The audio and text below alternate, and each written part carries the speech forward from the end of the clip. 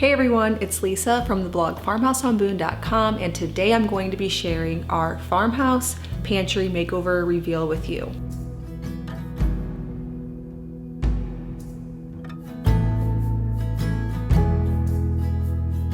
So we moved into our 1860s farmhouse just over 2 years ago in January of 2019, and we had a lovely large pantry. I saw this pantry as a blessing from the first time I walked through this house. Even though it wasn't in the ideal aesthetic, it is so functional. We did not have a pantry in our last house. We just had cabinets, so we just put all of our food in there. And having a dedicated space for food is really a game changer. I absolutely love having it.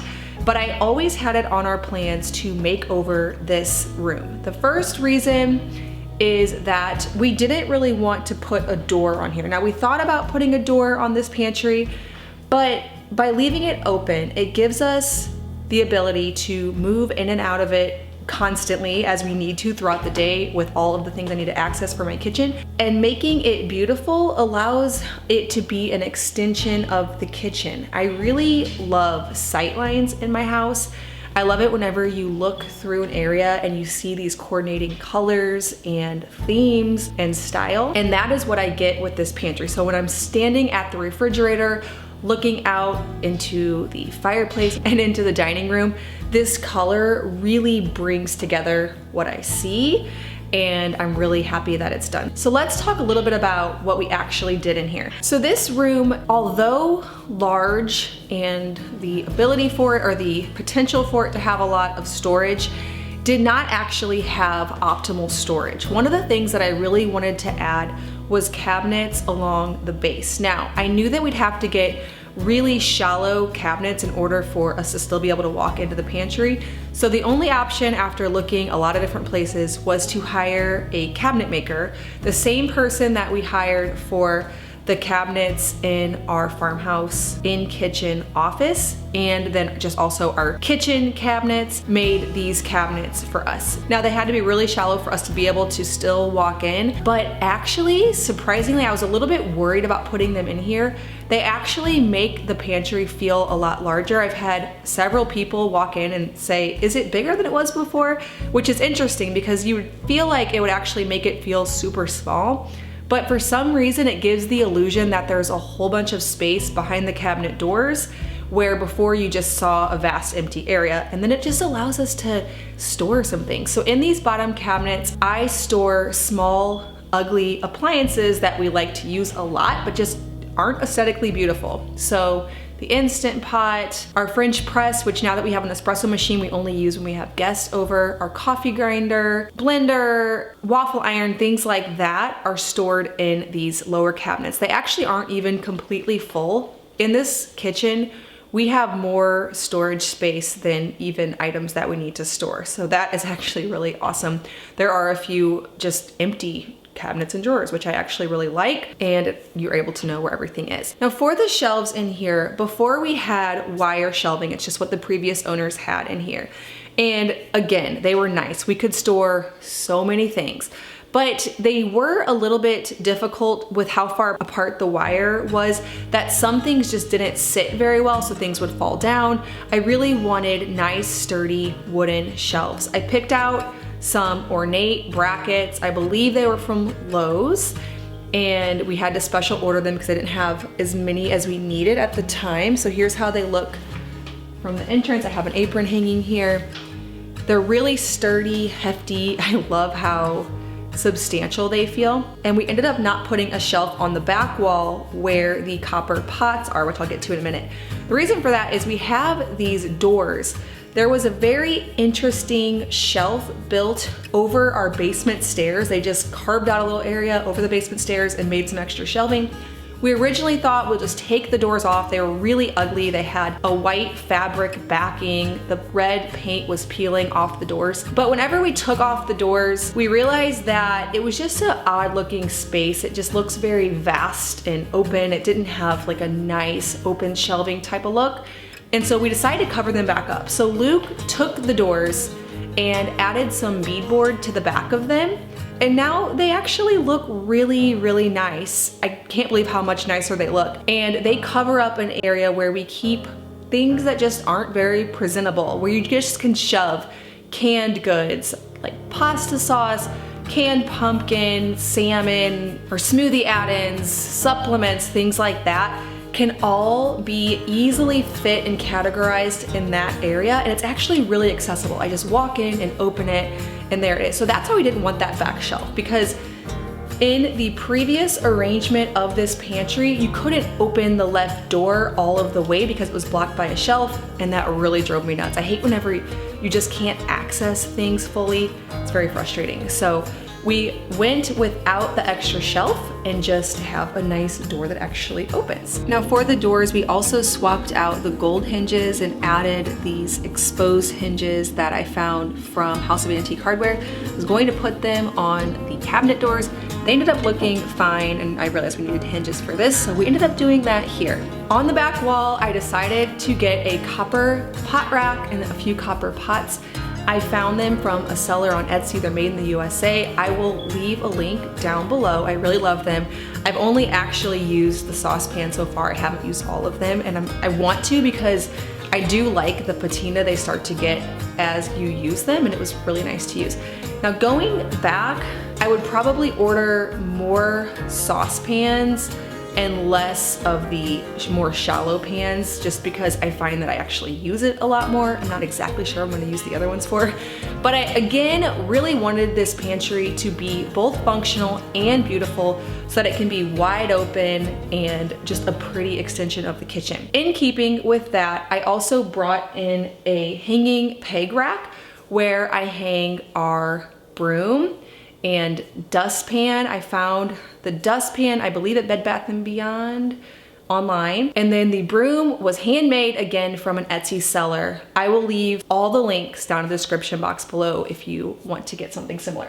I'm happy with the broom's functionality.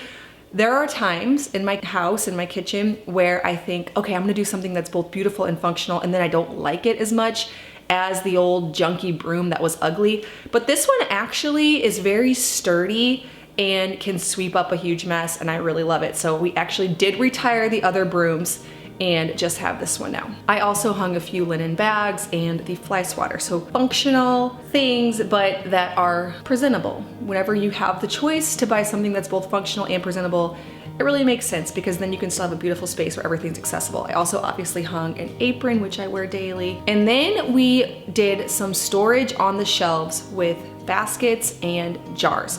Now, I did not do what I did in my last house where I emptied out everything and put it in jars, because I did find that it was sort of annoying to always be emptying out the items that I got into the jars. But there are certain things that I use often. For example, einkorn flour, all-purpose flour, I do use those pretty regularly, and it's annoying that you can't get a cup measurer into a small einkorn bag of flour if you have that. So putting it in this jar just does make it more functional. And then a few other things that we had in bulk. I have the first shelf dedicated to that, and then on the second shelf, I have a basket full of various beans, another basket full of various rice and quinoa, and another basket with coconut stuff and dried fruit. I kind of categorize those together because I make granola with them. One of the baskets on the shelf was sent to me by Longaberger. I see their baskets out and about all the time, and I really love the look of this 1973, I believe, I'll leave a link again, basket. On the top shelf, I have things that I hardly ever use. In the white basket, there's actually nothing at this point. So I'm not really sure if they're gonna stay up there or if I'll find something else that needs to go up there. But at the moment, they're just empty. And then I also have my fermenting bottles on the top shelf because I really only ferment in the summer. I do like kefir soda all summer. So I will pull those down as the summer approaches and keep them on the bottom shelf, like where I have my half-gallon mason jars, because I use those all the time. I ferment in them, we trade them out whenever we go to our milk pickup. So I need those accessible at all times. And so they are going to stay here along with my milk pail, which I use every single morning to milk the goats. And then my sourdough banneton baskets and razors and just my daily items are staying on the bottom shelf. For the color, we went with Benjamin Moore Carolina Gull.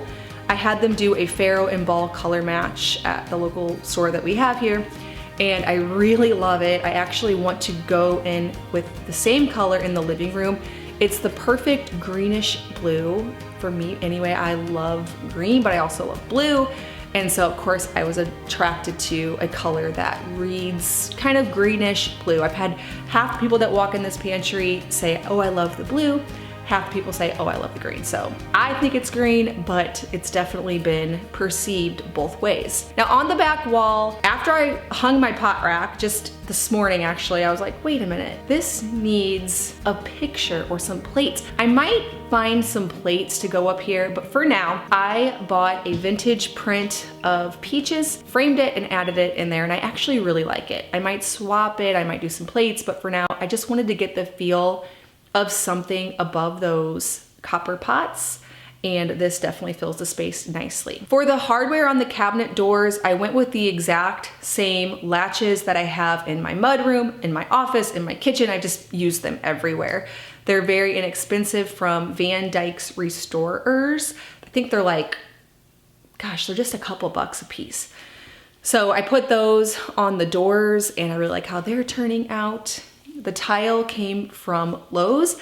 That was one of those things that I thought like for years about this pantry and thought, oh, maybe I'll do this, maybe I'll do this. And then it came down to the day where we needed to put the tile in because the cabinet guy was coming and we just picked up what was at Lowe's. It was one of those situations because we needed to move the project ahead. And I actually really, really love it. It was very inexpensive. Luke laid the tile himself. We did rip out the old black and white because it wasn't tile, it was a vinyl and it was peeling up all over the place. So this actually, even though it was a last minute decision, I actually really like it. Now on the wall that has the doors and the broom, the wall was very wavy and messed up. It was a plaster that was starting to come off.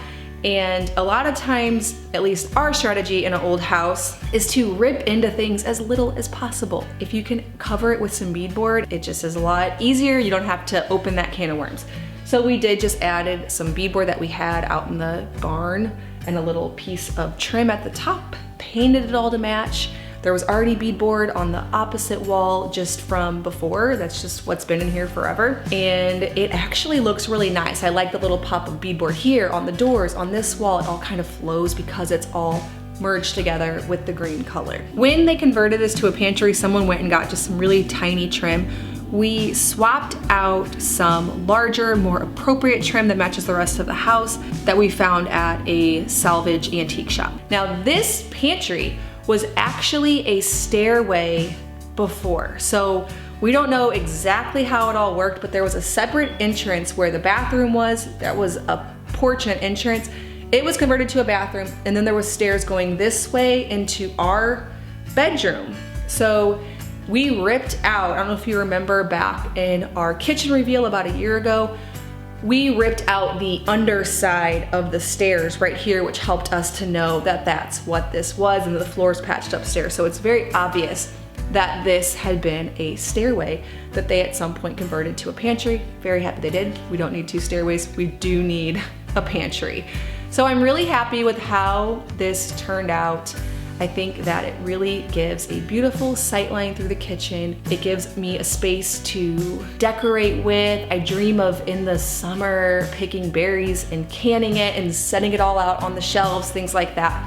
I love the open display and the country feel of Shelving for that reason. All right, well, thank you so much for watching this video. If you are new, please check out my entire Victorian farmhouse kitchen playlist. So I have a whole renovation playlist where we started, when we added the table, the cabinets, the office, every part of it. I will add this to the playlist as well because it is the continuing story of renovating our kitchen. We're actually done now. This is everything that we wanted to do. It was kind of a 3-phase thing where we did the kitchen part, the office part, the dining room part, and the pantry, so that's 4 actually. And we've done it all. So I'm sure I'll swap out lots of decor over the years, but the basic kitchen is done and I'm so happy with how it all turned out. If you're brand new to my channel, please hit that subscribe button. I make 2 new videos every week on food from scratch, natural living, and a handmade home. Thank you so much for stopping by the farmhouse.